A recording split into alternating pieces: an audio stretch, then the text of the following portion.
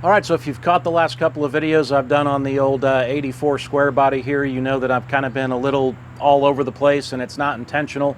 It's just because I keep finding things to repair or fix while the truck is in, I almost said Jeep, while the truck is in this level of disassembly. And one of those things that I've noticed that I've kind of tried to not notice, but I can't help but notice, are the body mounts. And the body mounts on this truck, unfortunately, are the original factory rubber body mounts, and they never really look that bad from the outside, but trust me, they're compressed down and they're definitely worn out. So if you've ever done body mounts before and changed them out, particularly on an older vehicle, you know that there's nothing easy about them, and the cage nuts or captured nuts, we'll talk about them a little bit later, typically break free. There's a bolts break, they're usually rusty, and there's just nothing fun about changing these things out. And so you might ask yourself, why go through the pain? Why take the time to do all this? And I'll tell you why. So for me, there's a couple of really good reasons to change these out. Is one, the factory rubber bushings, as I said, they're 37 years old, and they're probably used to be like that, and they're really compressed down. I bought energy suspension polyurethane bushings, and we all know polyurethane bushings don't compress down like that, and they really improve the ride quality of your vehicle. And I know that sounds weird, but if you ever go from really worn out body mounts to really high quality polyurethane body mounts, you're going to notice a difference in the tightness and feel of your truck or your Jeep when you're going down the road. So another thing I'll tell you is that when I changed the body mounts out and put energy suspension body mounts in the Jeep CJ7 build that I did, I gained literally almost an inch of height from the body to the ground, and that goes to show you how worn out those old rubber bushings were.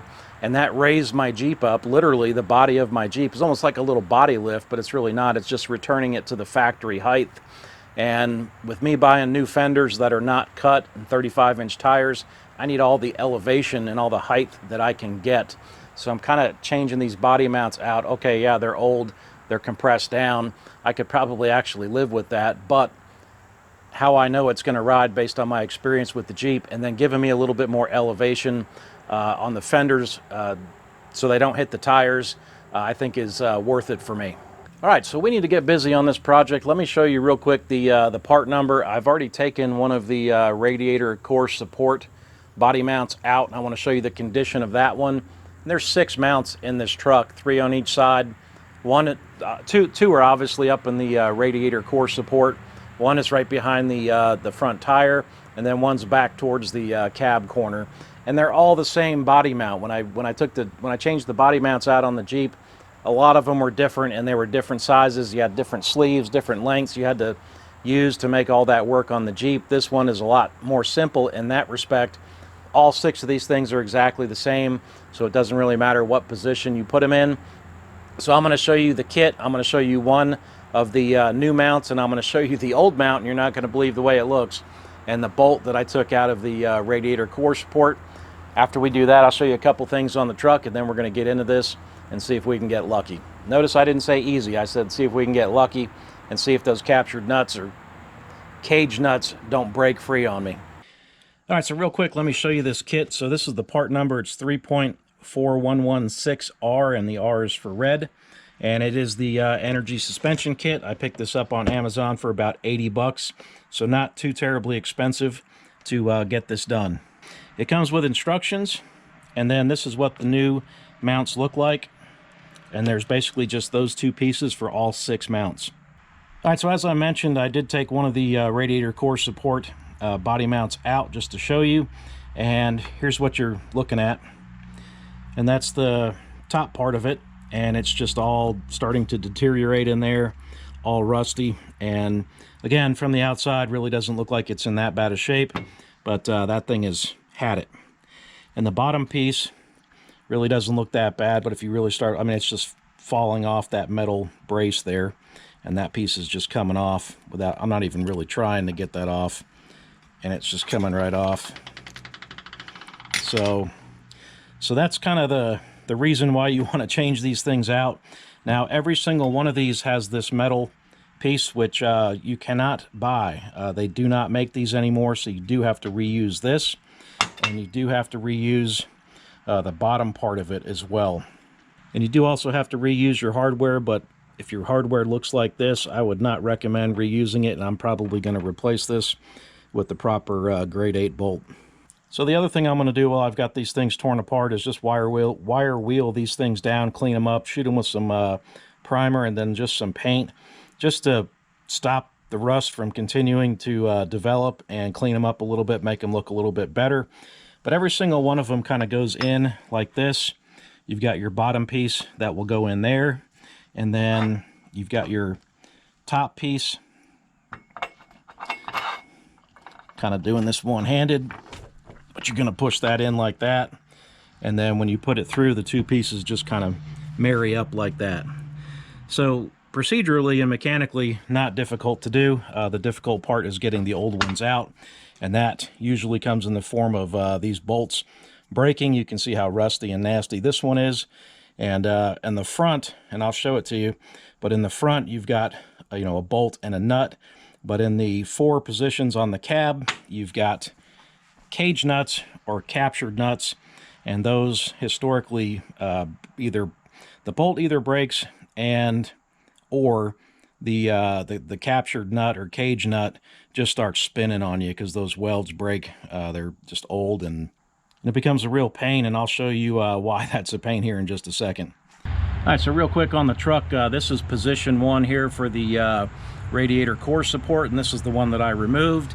You do have a nice access hole where you can get a socket in there, and then you can get a socket in here, and you can get that one out. Mine did not break. It looked like it was kind of on the verge of breaking, but I got lucky and got that one out. All right, so here's the front tire, and right behind the front tire, right up under here, that's your really your first cab mount, and you've got a nut that's in here, and it's completely encompassed by sheet metal, so you can't get to it. And if that thing breaks or your bolt breaks, you're going to have to resolve that, and there's a couple different ways you can do that, and hopefully I don't have to show you that, but it's unlikely that that will be the case. And I'm not going to take you all the way under the truck, but the last one is pretty even with that cab corner just further in, and like I said, mine has a muffler mounted right underneath it and welded up, so you're really not going to be able to see anything with that either. All 4 of these on the cab have the cage nuts, and like I said, hopefully you can break those free without the cage nut breaking, because again, if that breaks, it's totally kind of sandwiched together in between layers of sheet metal. You're going to have to do some cutting to get to it. All right, so here is the first cab body mount, and this is the passenger side, and I got some bad news. And I'll show you the bad news. There's the bad news right there. That cage nut is just spinning and nothing's happening.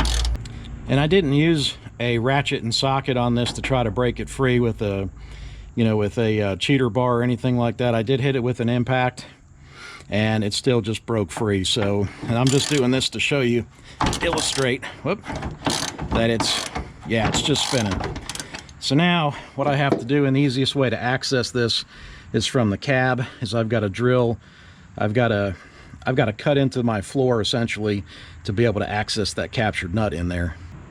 All right, so there's a couple different ways to figure out where you have to cut on the top side, and you can measure these distances and measure inside and draw lines and do all that, but what I'm going to do is just try to get as close to even with that bolt as I can, and I'm just going to drill a hole right up here, and that's going to tell me that I need to cut in my square, and I'll show it to you on the top side, but it'll give me a starting point without having to take the time to measure. And I think that's just an easier way to do it. I'm going to be have to re-weld anyways, so I'll just fill in that hole with weld once I get to that point where I've got to re-weld the floor back down from where I cut it. So I'm going to go ahead and drill that hole, and then I'll show you what it looks like on the top. All right, getting a little bit hard to see in here, but that's the hole, and you can kind of see it right there. And I know that's the center of the bolt, so I know that the bolt is about right there. So I'm going to make some cuts like this, and this is just a rough idea, rough sketch, and I'm going to cut along those lines, and then what I'm going to do is not cut here, and then I'll take the 3 cuts and I'll pry them up with a screwdriver and bend it up, and I should be able to access that cage nut. So let's get to cutting.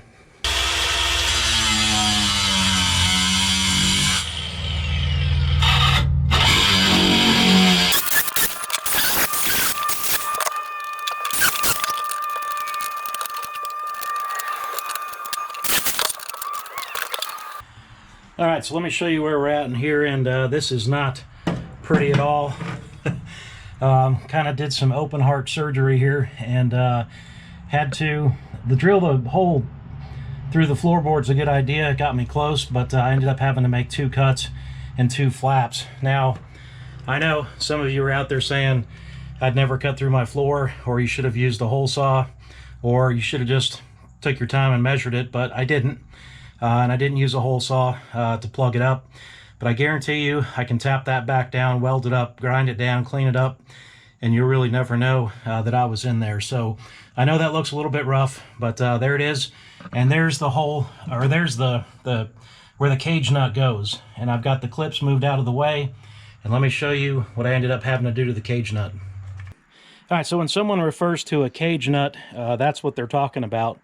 And so essentially that is sitting on the floor of your, well, I guess right below the level of the floor. And then you've got your bolt coming up from the bottom of the body mount, going up through this. And those 2 metal clips on either side of this captured nut or cage nut is supposed to stop it from just spinning around. But to me, it never does. And you can see how those edges are kind of rounded off. And I don't really understand the whole concept behind this thing. I actually did some research today to try to figure out what the advantage is, or why they use these as opposed to just a bolt and a nut, because you can't get to it either way. So what's the difference?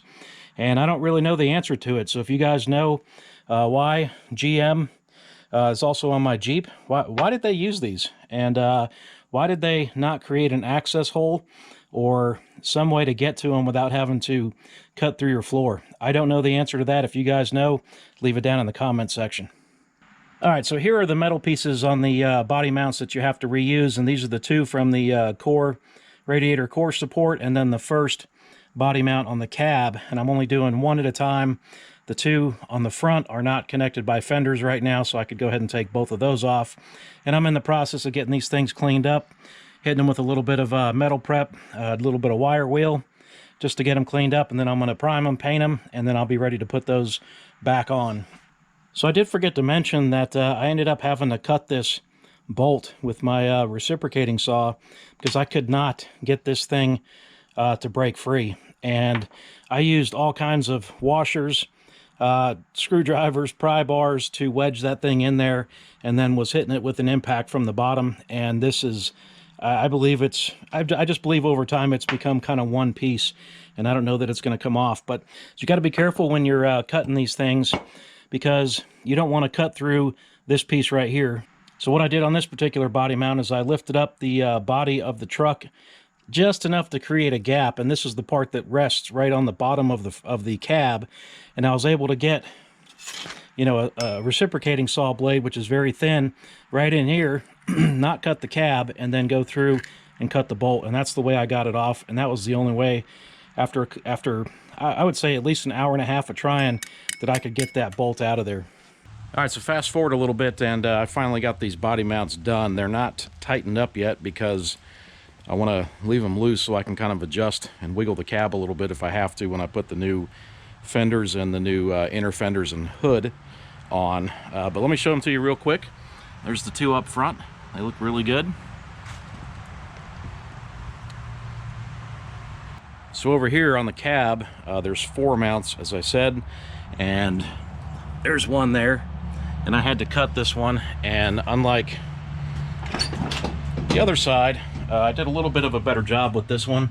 So I think I'm going to end up just tapping those down and tacking them a little bit in case I ever have to get in there again. I don't know why I would, but once I get this floor cleaned up and painted and carpet and everything like that, you'll never see that, but I want to be able to access it if I ever have to get in there again. So I'm probably not going to fully re-weld it back down to the floor. So underneath the truck in the rear cab position, you've got your 2 back here. There's one there. I know it's probably a little hard to see, and there's the other one over there. And these I got lucky with, and the captured nuts actually held, so I didn't have to cut through the floor on these back mounts. So just to show you guys these are the old body mounts, obviously, and some of the old hardware, and what a mess. So when you look at these things, that's the reason that you want to change them out and get them updated. The polyurethane ones are pretty awesome. All right, so what a project that was, and what a pain that was. And if you're thinking about changing these body mounts out, don't do it. Just leave them, leave the old ones in there, it'll be fine. But no, seriously, if you're thinking about changing these things out, it is worth it to do it. It is a pain to do, and it's been a pain on any vehicle that I've ever tried to change them on, especially, obviously, if it's an older vehicle. The new ones, obviously, you're not going to have the same problems, but these old trucks like this and old Jeeps, man, they're very difficult to do, but again, in the end, worth it. All right, really appreciate you checking out the video. Thank you for your support, and as always, thanks for watching.